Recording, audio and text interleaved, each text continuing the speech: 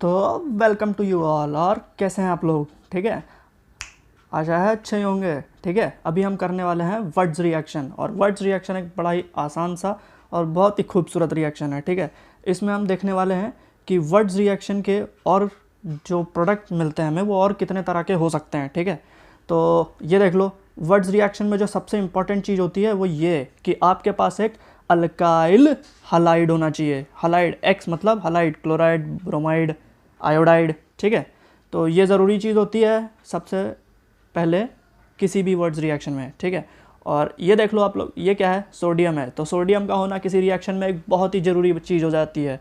और इससे भी इम्पॉर्टेंट तो जो चीज़ है वो इसमें ये है ड्राई ईथर।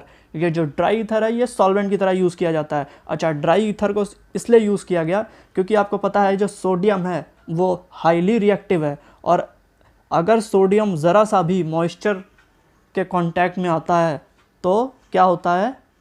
ये होता है। ठीक है, भाई साहब ने पूरा कमोड ही उड़ा दिया है। वो सोडियम फ्लश कर रहे थे कमोड से। ठीक है, तो ये चीज़ हो गई।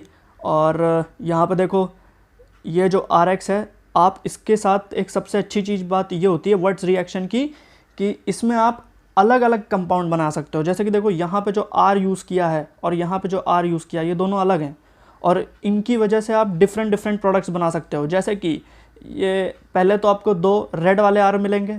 ठीक है, फिर एक रेड एक ब्लू R मिलेगा और फिर दोनों ही ब्लू R मिलेंगे। ठीक है, अब इस रिएक्शन की एक और ख़ास बात होती है कि इसमें आप जो है एरोमेटिक कंपाउंड्स यानी एरोमेटिक हलाइड्स को भी यूज़ कर सकते हैं और साथ ही साथ जो आपके अल्काइल हलाइड होते हैं उनको भी रिएक्शन में यूज़ कर सकते हैं। ठीक है,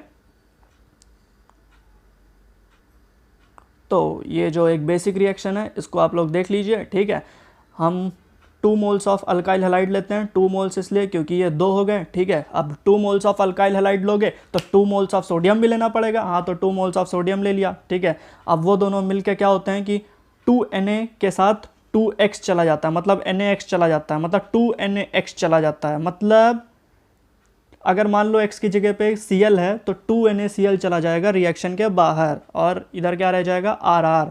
ठीक है, मतलब अगर आपने 3 कार्बन कंपाउंड यूज़ किया है तो आपको रिजल्ट में 6 कार्बन कंपाउंड यूज़ मतलब रिजल्ट में मिलेगा। मतलब कि मान लो अगर आपने प्रोपाइल क्लोराइड यूज़ किया हुआ है तो आपको रिजल्ट में क्या मिलेगा? हेक्सेन मिलेगा। ठीक है, बहुत अच्छी बात है। अब आगे का हम इसमें मैकेनिज़्म देखेंगे।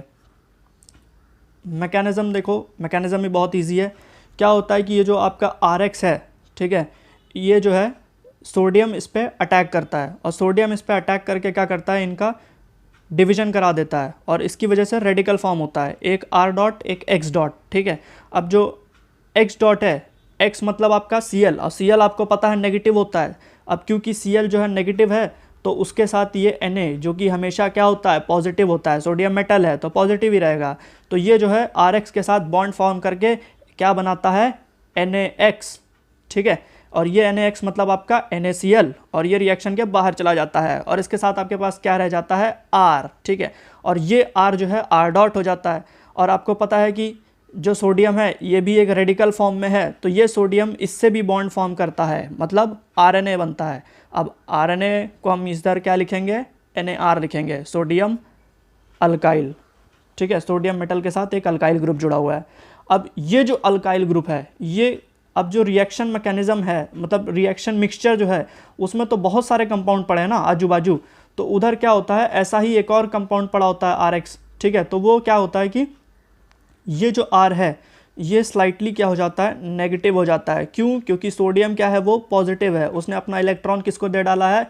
बाजू वाले कार्बन को, मतलब अल्काइल के कार्बन को। तो ये जो अल्काइल जो कि स्लाइटली नेगेटिव है ये क्या करता है? ये बाजू वाले जो एटम या फिर मॉलिक्यूल्स होते हैं उनमें अगर पॉजिटिव चार्ज है तो आपको पता है कि Cl जो है वो स्लाइटली नेगेटिव होता है। तो ये मान लो आपका हैलाइड नेगेटिव हो गया और ये जो R हो गया वो आपका क्या हो गया?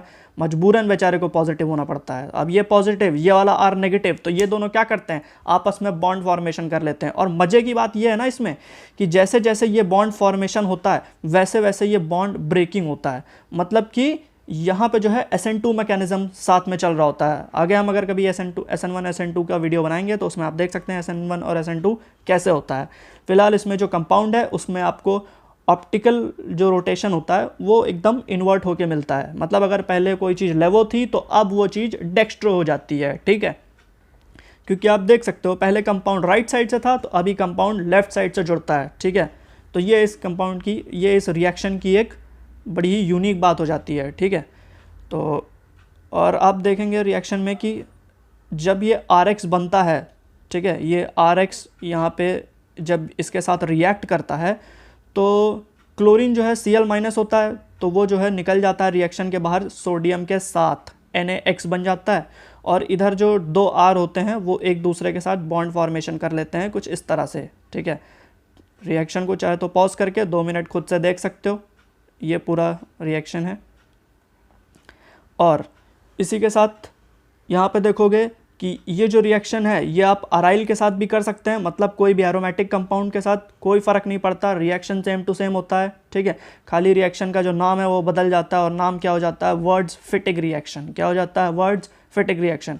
कंपाउंड सेम होगा 2Na, सॉल्वेंट इसमें भी हम ड्राई ईथर यूज़ करेंगे। ड्राई ईथर इसलिए क्योंकि सोडियम के कॉन्टैक्ट में अगर कोई भी मॉइस्चर आता है तो वो जो है फिर ब्लास्ट करता है, और पोलर सॉल्वेंट के साथ आप लोगे तो भी रिएक्शन में गड़बड़ी होगी, इसलिए हम एक नॉन पोलर सॉल्वेंट यूज़ करते हैं, ठीक है। तो अब अराइल X के साथ आप RX यूज़ कर सकते हो, या अराइल X के साथ आप अराइल X खुद भी यूज़ कर सकते हो। मैंने जैसे कि बताया पिछले रिएक्शन में, एक तो कंपाउंड ऐसा बनेगा जिसमें 2 अराइल होंगे, एक कंपाउंड ऐसा बनेगा जिसमें 2 अल्काइल होंगे, और एक कंपाउंड ऐसा बनेगा जिसमें एक अराइल और एक अल्काइल होगा, ठीक है। तो ये था मैकेनिज़्म। आई होप दोस्तों आपको समझ गई होगी बातें ये सारी, ठीक है।